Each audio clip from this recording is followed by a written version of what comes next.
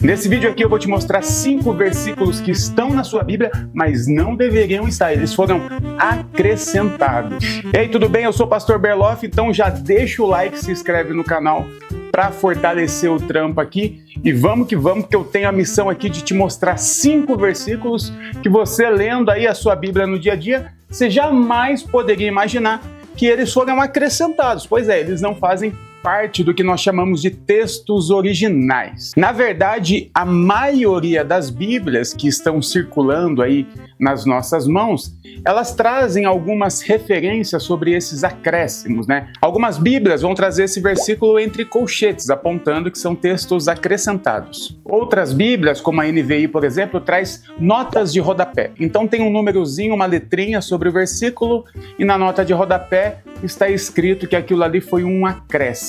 Mas como assim, né? Acréscimo de quem e aonde? Quando? Bom, muito antes da invenção da imprensa, ou até da prensa lá do Johann Gutenberg, que trouxe para a Europa um método que já era utilizado na China lá pelo menos desde 300 depois de Cristo, né? A xilografia. O Johann, ele meio que aperfeiçoa o método e cria então a prensa de Gutenberg, que é considerada a primeira máquina de cópia, máquina de xerox, né?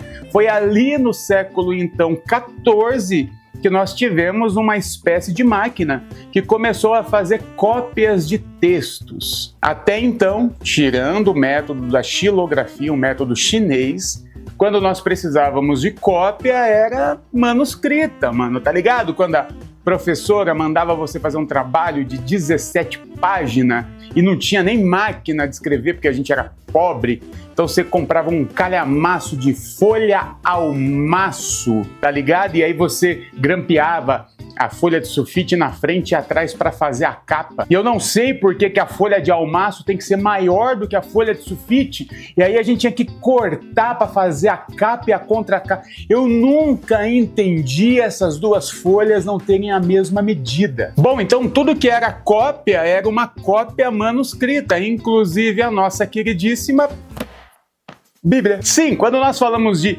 cópias da Bíblia, obviamente a gente está falando de manuscritos, né? A Bíblia, assim como qualquer outro livro, só começou a ter cópias feitas por máquinas a partir do século XIV em diante. Aliás, a prensa de Gutenberg só pegou mesmo, só conseguiu ser financiada porque ela foi contratada para fazer o grande primeiro lote de Bíblias. Sabia dessa não? É isso que eu falo. Você vem aqui aprender Bíblia, aprender teologia e sai um pouquinho mais inteligente de tudo, aprendendo história, né? De nada. Deixa o like, se inscreve, fechou? Então, quando estamos falando de textos originais, para começar, nós não estamos falando de fato dos originais. O termo texto original estaria incorreto, porque texto original nós não temos nenhum fragmento, nenhum pedacinho. Tudo que nós temos sobre a Bíblia são as primeiras cópias, a não ser os manuscritos do Mar Morto, né? Os manuscritos de Qumran, que são textos bíblicos que datam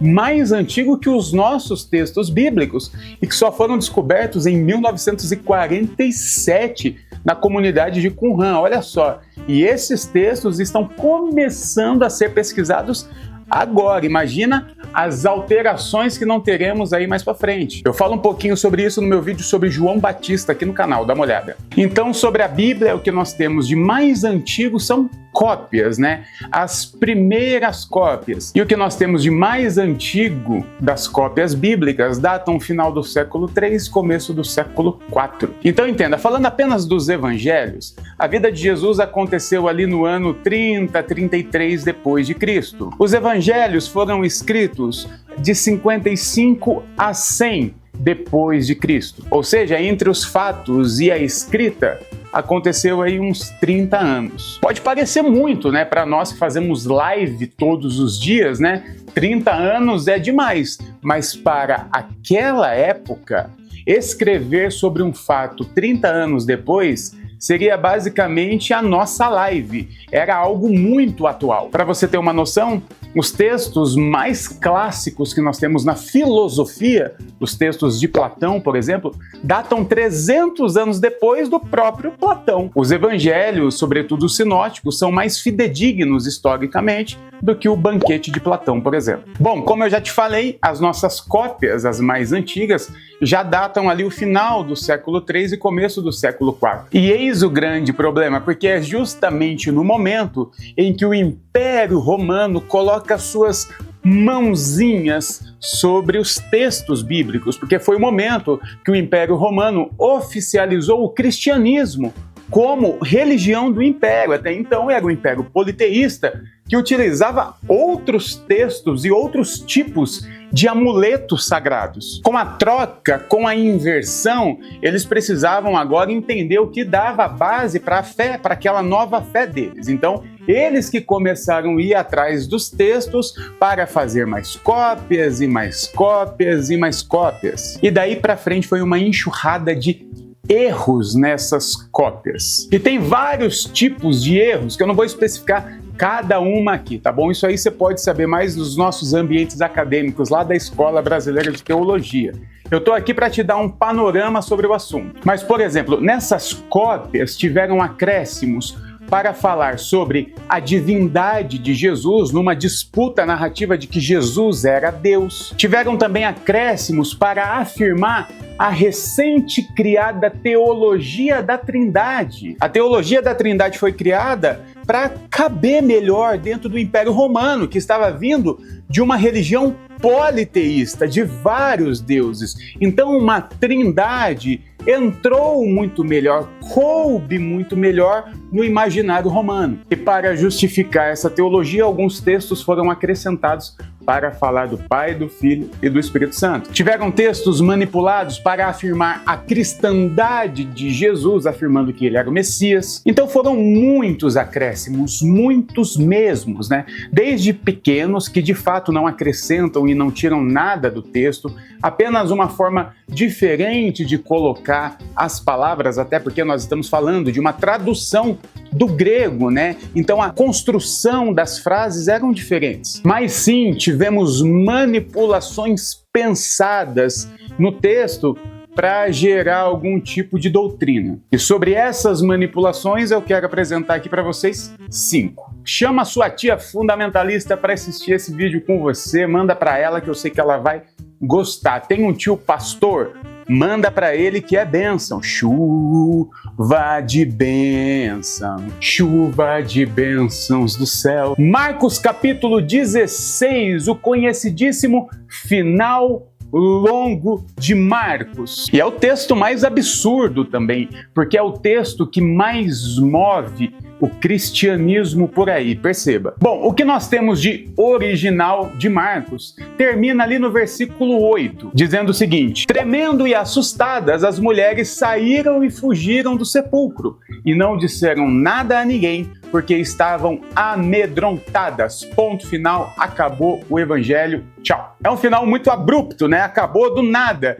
E justamente por causa disso, o Império falou assim, não, a gente precisa dar um final feliz, dar um negocinho, dar uma emoção. E colocaram todo o restante do texto. E aqui tem uma notícia ruim, porque o momento em que Jesus aparece para Madalena está dentro desse texto acrescentado de Marcos. Então, dos versos 9 ao 20 do capítulo 16 de Marcos, é um texto que só apareceu muito tempo depois do 3º século. Esse texto ele não estava nas primeiras e principais cópias que nós tínhamos dos textos originais. E perceba se não tem muito a ver com a estruturação de um império, a estruturação de uma nova religião de um império. Bom, é nesse texto que Jesus teria feito o ide pelo mundo, pregai o evangelho, façam discípulos, batizem em nome do Pai, do Filho e do Espírito Santo. Sim, a teologia da Trindade foi colocada aqui e em outro texto que eu vou trazer aqui em um dos 5. Vocês farão sinais miraculosos, pegarão em serpente e não farão mal,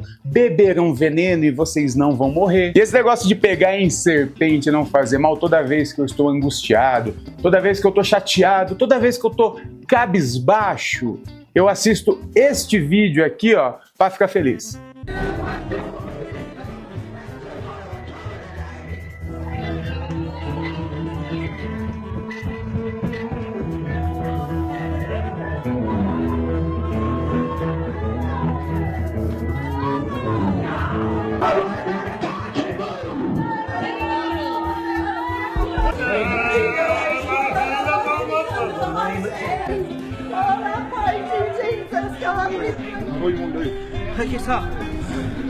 E se você ainda não estava feliz, saiba que esse cara aí morreu. Ele morreu porque ele foi picado por uma cobra venenosa, né? Completamente diferente do que Jesus teria dito aqui. Não, Jesus nunca disse isso. Jesus nunca mandou você colonizar ninguém. Jesus nunca mandou ter cruzada, templários, guerra santa. Isso é coisa do império, tá bom? Então você pega a sua Bíblia aí, eu não sei qual tradução você tem, e comenta se tem alguma sinalização aí, está entre colchetes, tem nota de rodapé. Fala pra mim o que aparece aí na sua tradução e qual tradução é. Bom, próximo texto a gente também vai ficar meio chateado, porque é um texto que a gente gosta muito, mas de fato esse texto ele também só começou a aparecer depois do século III, ele não estava ali nas primeiras cópias e nas principais cópias. Mas é o texto de João, capítulo 8, a primeira parte ali, que fala quando Jesus livra a mulher adúltera das mãos daqueles que queriam apedrejá-la.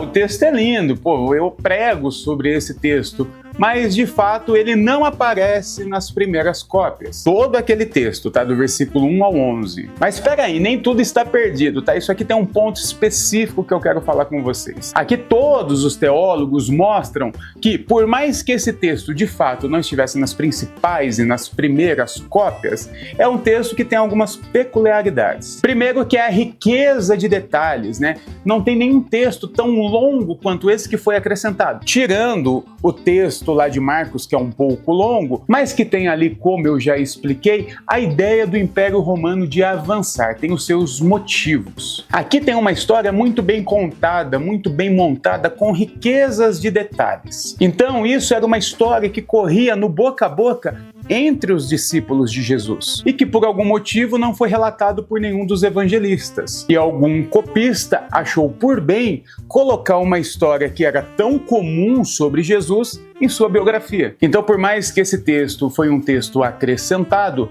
é muito provável que essa história tenha acontecido, ou pelo menos algo muito parecido com aquilo. Falando aqui da teologia da Trindade e dos textos que foram manipulados, né, para afirmar a ideia que Deus é Pai, Filho e Espírito Santo e ponto, não tem outra, olha, não tem outro jeito de Deus, tá? A gente aqui entendeu Deus e já era. Deus tem que ser assim, assim, assim, senão nem Deus é. Um dos textos que firmou muito essa teologia foi Marcos capítulo 16, que eu acabei de te mostrar que ele não estava lá, ele não existe. E o segundo texto é 1 João capítulo 5. E esse texto aqui foi tão cara de pau, mas olha, a manipulação assim foi tão escrachada que a maioria das traduções mais recentes já arrumaram. Você vai ver esse texto agora e você vai pegar a sua Bíblia, porque provavelmente, se a sua Bíblia não for bem antiga, esse texto ele já vai estar até arrumado aí na sua versão. Bom, o texto que aparece adulterado aqui foi legal, porque não foi um acréscimo, foi uma adulteração de palavras mesmo. Está assim, ó, 1 João capítulo 5, os versos 7 e 8 que dá o problema. Diz assim, porque 3 são os que testificam no céu, o Pai, o Filho e o Espírito Santo. E estes 3 são um. Mas, teologia, Pai, Filho e Espírito Santo, acabou. Igual Marcos 16, ide batizando o nome do Pai, do Filho e do Espírito Santo. Agora, esse texto não fala nada disso. Olha aqui como é o texto original. E 3 são os que testificam na terra, o Espírito, a água e o sangue. Os caras trocaram a água e o sangue pelo Filho e pelo Pai, para caber bonitinho a Trindade. E coube, né? Esse texto, junto com Marcos 16, é o máximo que a gente tem para sustentar a teologia da Trindade. Se isso não existe... Próximo texto eu gosto demais, que está no capítulo 5 do Evangelho de João. E sim, a maioria dos textos manipulados e acrescentados estão no Evangelho de João, porque além de tudo é o texto mais antigo, né, e não compõe o que nós chamamos de sinóticos, né, que tem a mesma raiz. João 5 fala sobre a visita de Jesus no tanque de Betesda, que acontecia um ajuntamento ali de pessoas doentes, e eles esperavam um milagre, porque diz o versículo 4, que um anjo sem agenda, ele descia se banhava na água. Esse é o texto original, até isso depois foi manipulado. Mas diz o acréscimo original que o anjo se banhava na água, mas lógico, as pessoas só viam um movimento. E o primeiro doente que entrasse lá era curado de qualquer... Ai. Ô, bom dia, tá acordando agora, tá dormindo ainda, olha lá. Opa, olha lá, o pessoal tá te vendo. Você acabou de acordar? Oh, meu Deus, vamos lá, vou te levar pra mamãe. Mamãe tá lá, vem cá. Bom, o que acontece nesse texto, né? O texto original não tem o versículo 4, que é justamente a parte que explica que o anjo descia e movimentava as águas. Sem o versículo 4, o que sobra? Sobra, de fato, que o tanque existia, que a mística existia, que as pessoas de fato se reuniam naquele local e que havia essa ideia até do movimento das águas, tudo certinho. O texto só não afirma que de fato descia um anjo e acontecia tudo aquilo. Esse versículo 4 foi uma cópia para explicar justamente o porquê aquelas pessoas se reuniam naquele local. Um copista querendo ajudar o texto bíblico. Eu tenho um vídeo aqui no canal que eu explico tudo sobre o tanque de Betesda que eu acho que você vai gostar. Eu explico inclusive que esse tanque era um templo antigo ao deus da cura e é por isso que essa mística foi criada. Assiste lá que você vai curtir. Falando em curtir, você já curtiu, já se inscreveu? Ó, não esquece, hein? Bom, o tanque existia, Jesus foi lá, tudo aconteceu, mas de fato o evangelista não disse que um anjo descia, até porque isso é muito bizarro, né? Graças a Deus esse texto é acrescentado, né? Imagina um Deus que fica brincando aí com o sentimento de uma pessoa doente, prestes a morrer. Ó, você tá doente, mas você fica aí na beira da piscina disputando, hein? Interessante é a logística, né? Dos doentes, apenas o primeiro que entrar vai ser curado, ou seja, o mais forte, o menos doente, quem menos precisa. É um Deus zoado, né? Bom, como eu disse, teve texto acrescentado para afirmar que Jesus era Deus, mas também teve texto acrescentado para afirmar que Jesus era humano, que ele era 100% Deus, mas 100% humano. E era o texto justamente que ele vai falar, que ele vai transpirar sangue. Sim, esse texto aí de transpirar sangue, por mais que a medicina explique exatamente o que poderia ter acontecido e que de fato acontece com algumas pessoas, esse texto foi acrescentado. Na verdade, né, os dois versículos 43 e 44 foram acrescentados, né? Seria assim o texto original: Pai, se quiseres, afasta de mim esse cálice. E aí vai direto para o 45. Levantando-se da oração, Jesus foi até os seus discípulos. Esse versículo 44, que fala que um anjo apareceu para consolar Jesus e fala: não, vai ficar tudo bem. Você só vai ser espancado e crucificado, mas vai dar tudo certo. Força, guerreiro. E a parte que fala da agonia transformando suor em gotas de sangue. Esses dois versículos só apareceram também posteriormente, tá bom? Inclusive foi numa disputa de narrativa contra os docetas, que era um grupo que acreditava que Jesus era 100% Deus, que não tinha nada de humano. Ele era um Deus disfarçado de homem. Então, quando ele estava comendo para se sentir parte, porque ele não necessitava, ele não sentia dor. Então, para refutar os docetas, teve uma galera aí que fez esse acréscimo. Fala, não, pô, o cara até suou sangue. Na cabeça da galera fazia sentido, ué. Bom, esses são os 5 versículos que eu separei para vocês. Olha, tem mais de 20. Se você gostou desse tipo de conteúdo, comenta pra mim que eu posso gravar mais uns 4 vídeos igualzinho a esse aqui. Faz um favor e comenta também qual conteúdo você quer que eu traga aqui. E obviamente não deixe de se inscrever nesse canal, por favor, dá essa moral pra mim. Entre no meu Apoia-se também, e aí você pode ser direcionado pra Comuna do Berlofa, que é um grupo de WhatsApp que eu tô lá com a galera que me apoia, a gente bate papo, tem uns descontos exclusivos para os nossos cursos. E falando em curso, quem quiser estudar teologia comigo, conheça a Escola Brasileira de Teologia. E se você está longe de uma igreja que você confia e você quer fazer parte de uma, saiba que a nossa igreja, a Igreja da Garagem, é também uma igreja online. Dá uma olhadinha no nosso site, no nosso Instagram e entre no nosso grupo. Tem um ambiente seguro para você ser acolhido. É isso aí, até a próxima, tamo junto, viu? Beijão e viva o Jesus libertário.